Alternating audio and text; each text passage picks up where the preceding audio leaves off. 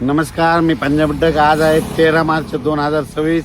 मी आलेलो आहे तेलंगणामध्ये आणि या ठिकाणी एक शेतकरी मेळावा आहे. मकाचं पीक प्रात्यक्षिक कार्यक्रम ठेवलेला आहे आणि या कार्यक्रमासाठी आलेलो आहे. या ठिकाणून खास तेलंगणात आलेलो आहे म्हणून या भागातील सर्व शेतकऱ्याला अंदाज देणार आहे. कारण की तेलंगणाच्या बाजूला नांदेड जिल्हा आहे, धर्माबाद आहे, आदिलाबाद आहे.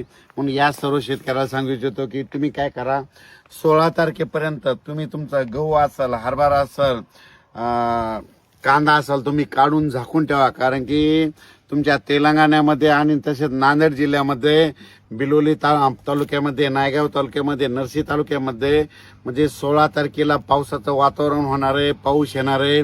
म्हणून हे नांदेड जिल्ह्यातल्या शेतकऱ्यांनी हा अंदाज लक्षात घ्यायचा. नांदेड जिल्हा, यवतमाळ जिल्हा, चंद्रपूर जिल्हा, वर्धा जिल्हा, नागपूर जिल्हा, भंडारा जिल्हा, गोंदिया जिल्हा, अमरावती, अकोला, बुलढाणा, हिंगोली, वाशिम, नांदेड, परभणी, लातूर ह्या जिल्ह्यातल्या सर्व शेतकऱ्याला सांगू इच्छितो की तुम्ही काय करायचं, 16 तारखेपर्यंत तुम्ही तुमचा गहू असेल, हरभरा असेल काढून झाकून ठेवा. कारण की 16 तारखेला या भागामध्ये पाऊस पडणार आहे म्हणून हा अंदाज लक्षात घ्यायचा.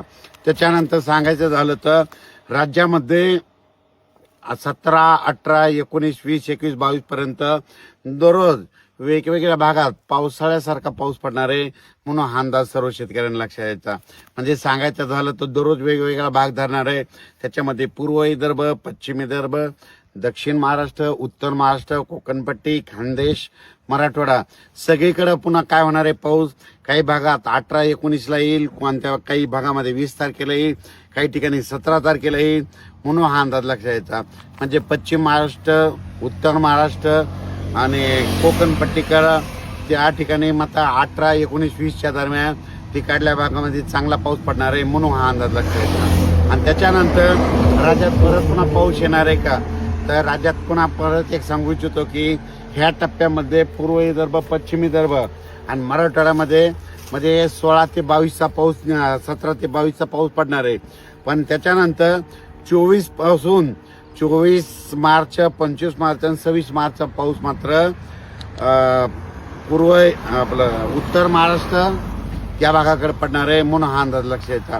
उत्तर महाराष्ट्र, मराठवाडा, पश्चिम महाराष्ट्राकडं म्हणजे 24-25चा हे पाऊस जास्त पडणार आहे म्हणून हा अंदाज त्या शेतकऱ्यांना लक्षात यायचा. म्हणजे सांगायचं झालं तर 2 टप्प्यामध्ये पाऊस पडणार आहे. एक पहिला टप्पा 17 ते 22 पूर्व विदर्भ, पश्चिम विदर्भ, मराठवाडा ह्या भागात राहणार आहे. आणि दुसऱ्या टप्प्यातला ह्या पाऊस आता पश्चिम महाराष्ट्र, उत्तर महाराष्ट्र, कोकणपट्टी त्या पट्ट्यामध्ये जास्त राहणार आहे मराठवाड्यातला. म्हणजे 2 टप्प्यात पडणार आहे. पहिल्या टप्प्यातला विदर्भाकडे पाऊस पडणार आहे चांगला आणि दुसऱ्या टप्प्यातला पश्चिम महाराष्ट्राकडे, मराठवाडा आणि उत्तर महाराष्ट्राकडे पडणार आहे. म्हणजे सांगायचं झालं तर राज्य हे जवळपास 17 पासून ते 28, 29 तारखेपर्यंत दररोज वेगवेगळ्या भागात खराबच वातावरण राहणार आहे म्हणून हा अंदाज लक्षात यायचा. जशी वेळ येईल तसं तुम्ही काय करायचं, तुमचा कांदा असेल, गहू असेल, हरभरा असेल, तंबाखू असेल तुम्ही तुमचं काढून घ्यायचं आणि आपण आपल्या मालाची काळजी घ्यायची.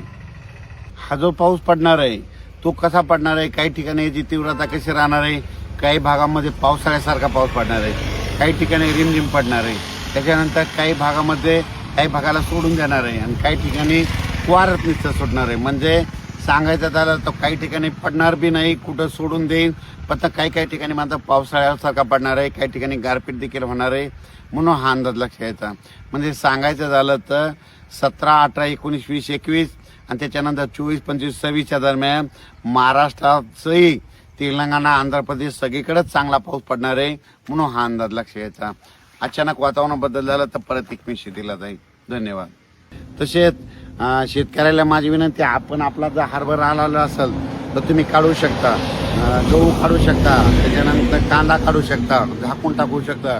कारण की 16 तारखेपर्यंत अनेक 2-3 दिवस तुम्हाला वेळ आहे. त्या 2-3 दिवसापर्यंत जसं पीक येईल तसं काढून घ्यायचं आणि आपण आपला माल सुरक्षित स्थळी ठेवून द्यायचा. धन्यवाद.